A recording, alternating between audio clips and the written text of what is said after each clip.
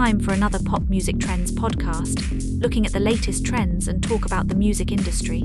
Today, we're focusing on popnomics, the intersection of pop music and economics. Here are your hosts, James and Kelly, also known as Indie Girl. Today, we are really jumping into maybe the biggest shift happening in music right now. It's all about how AI, artificial intelligence, is getting formally licensed. Yeah, and what that means for, well, everyone creating music, songwriters, artists, producers. Exactly. We're using your source material here, the latest reporting on these big licensing deals, to kind of give you the essential info you need to understand this. It's definitely a pivotal moment. I mean, you have to remember the backdrop here. The music industry, it's already been totally reshaped by streaming. Oh, absolutely. Streaming makes up, nearly 90% of global recorded music money now. It's huge, but it works because there are rules. Right. Established rules. Exactly. Yeah. So when something like generative AI comes along, this new tech force that could mess with how music is made and listened to, the industry naturally scrambles. They want to lay down rules, figure out how to make money from it, before it just becomes total chaos. Okay, let's get right into that, because this isn't just talk anymore, is it? The main event we're tracking, based on these sources, is that major players are getting really close to finalizing these key AI licensing deals. That's it. It's happening now. Rights holders are sitting down with the AI developers, setting the ground rules, financially, legally. And the reports are pretty specific about who's at the table. Yeah, we're seeing names like Universal Music Group, UMG, and Warner Music Group, WMG, two of the absolute giants. They're finalizing deals with some key AI players. And it seems like there are kind of two groups of these AI companies, which feels important. Uh-huh. You got the ones focused just on making music with AI, like Suno and Udio. And then you've got the big tech platforms we all know, Spotify, Google. They're putting AI into their existing services, right? Exactly. And both types need access to the music catalogs that labels like UMG and WMG control. That's the core issue. So what's the main goal of these agreements? What are they trying to lock down? Well, it's really twofold. First, clear rules for how AI can legally train on all that existing music. That tackles the question of, data that's already been used, maybe without permission, and ongoing training. Okay, so dealing with the past and the future training. Right. And second, they need rules for how AI systems can generate new music based on what they've learned. And crucially, how that gets paid for. The sources are clear. They're trying to cover the new stuff and sort out the messy legal questions about past training that might have happened before anyone really agreed to it. So they're kind of trying to build the road after some cars have already been driving on the dirt path. That's a good way to put it, yeah. And that takes us right to the structure they're trying to build, the foundation that could set the economic terms for, pretty much everyone else who comes later. And these first deals are really setting that foundation, aren't they? Absolutely. It's striking how fast they're trying to nail down these basic legal protections. These aren't just isolated deals, they're setting the benchmark. Every independent artist, every smaller label, every future AI deal is probably going to be measured against these first agreements. Okay, so structurally, what are we seeing emerge? Your sources mentioned a couple of key features already being reported. Yeah, two main things stand out right now. First, there's this planned 50-50 split, equal shares for publishing rights and the recorded music rights. 50-50. Okay, why is that so important to establish right away with AI music? Well, it's about balance, really. Music rights traditionally fall into those two main buckets, right? You've got the song itself, the notes, the lyrics that's publishing, owned by the publisher and songwriter. Right. And then you've got the actual recording, the master file. That's the label and the artist's side. AI often pulls from both. It learns the sound, the texture from the recording, and the musical ideas from the composition. So forcing a 50-50 split from the start means both sides, publishing and recorded music, get treated the same way for AI-generated stuff.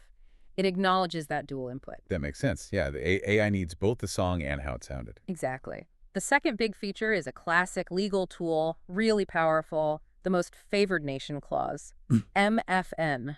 MFN. Hold on. Can you break that down? Like, for someone listening, what does MFN mean in simple terms? An analogy, maybe? Sure. Think of it like a price match guarantee, but for deal terms. If, say, UMG cuts a deal with an AI company, and then later WMG negotiates better terms, maybe a higher royalty rate with that same AI company. Uh-huh. Then UMG's original deal automatically gets bumped up to match those better terms WMG got. Ah, okay. So it stops them from getting left behind if someone else negotiates a sweeter deal down the line, especially when things are moving so fast. Precisely. It's insurance against being undercut. And it kind of forces the AI companies to treat all the major players with MFN clauses equally because they know the best deal they offer anyone will set the standard for all the others in that club.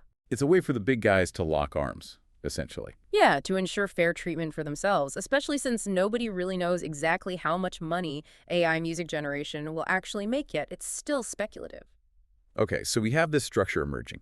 50-50 splits, MFN clauses. But this brings us to the really tricky part, doesn't it? The practical side. This leads us from the deal structure to what individual musicians need to be thinking about. If these are the basic terms, what are the biggest watch-outs for creators as this whole thing unfolds? Yeah, this is where it gets really crucial for artists. We can probably break it down into 5 key areas they need to watch. First, and maybe the thorniest problem, is figuring out the payment model. Right. The labels want it to work like streaming pay-per-use. Every time AI uses a track or even a little piece of it, the rights holders get a tiny payment. That's the ideal, yeah. But it sounds way harder than tracking a stream, where it's just one person listening to one specific song file. It's fundamentally different, and that's the challenge. AI doesn't just sample, it synthesizes, it learns and blends. An AI track might pull tiny bits of melody or a certain drum feel or a vocal texture from, I don't know, dozens, maybe hundreds of different songs all at once. Wow. How do you track that? If an AI spits out a 15-second instrumental loop, how do you figure out which of the, say, 50 original tracks it learned from deserve a cut, and how much? It's incredibly complex. That sounds almost impossible to track accurately with current tech, which leads right into the second thing musicians need to watch. Yeah. The urgent need for better attribution and tracking systems. Absolutely non-negotiable. If artists are going to get paid fairly, we need robust systems. Labels are pushing for something like Content ID, the system YouTube uses to find copyrighted music and video. Okay, yeah, Content ID. Remind us quickly how that works. Basically, it creates a unique digital fingerprint for a song or video. When someone uploads new stuff, YouTube scans it against this massive database of fingerprints to find matches. Got it. But for AI, we need something much more sophisticated. Not just finding direct copies, but identifying influence, stylistic borrowing, synthesized elements.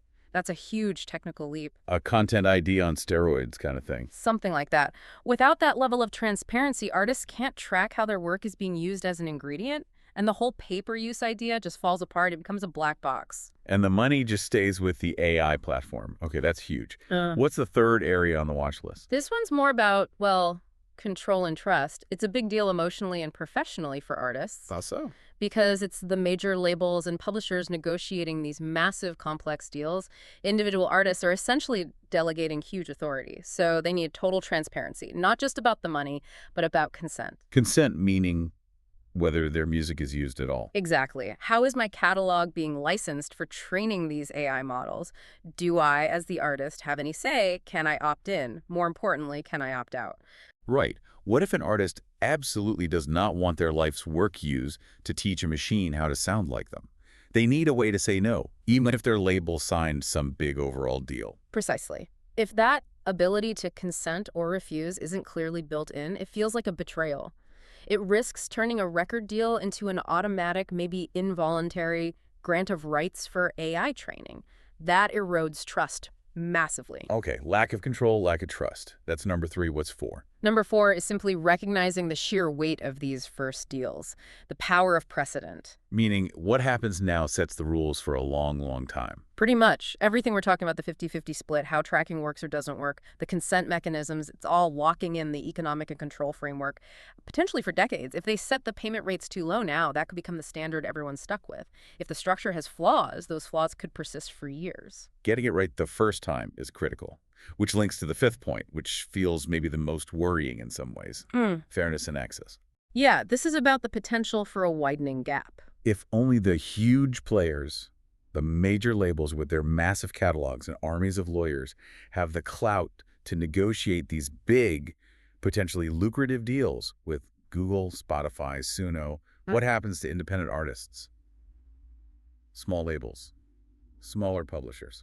That's the fundamental equity question, isn't it? Does this system end up benefiting only the giants? It risks creating this huge divide, maybe one that can't be bridged later, between artists signed to majors and everyone else. But, I mean, isn't that just market reality? Why would an AI company spend time negotiating thousands of tiny deals if they can get most of the music data they need from just UMG and WMG? That is the economic logic they'll likely follow, absolutely. And the consequence is what artists need to watch. Independent artists are often in a tough spot already. Their music might be getting scraped and used for training right now without any payment or permission, just because they don't have the power to stop it. While the major artists get a new revenue stream locked in. Exactly. The major artists, through these deals, get some defined payment and potentially some control.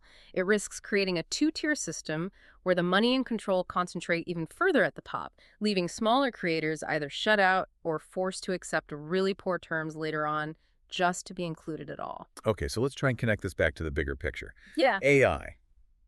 It's not going to entirely replace musicians, right? It's seen more as a tool, maybe a new way to distribute or create variations, but it's undeniably here. It's part of the landscape now. The reality, yeah. And these deals, they really highlight this tension, this kind of fork in the road for the industry. Handled well with good tracking, fair pay AI could genuinely open up new income streams for artists. Maybe significant ones. But the flip side, Handled poorly, is that artists lose control over how their work is used, and the payment standards get set so low that it actually devalues music creation in the long run. It could lock in unfavorable terms for a whole generation. So, for you listening, especially if you make music, what's the bottom line here? What should you be doing or looking out for as news about these deals breaks? I'd say focus on three practical things. First, really try to understand how any new AI royalties are structured. How is that 50-50 split actually working? Who gets what? Okay, follow the money. Second, keep a close eye on the attribution and tracking.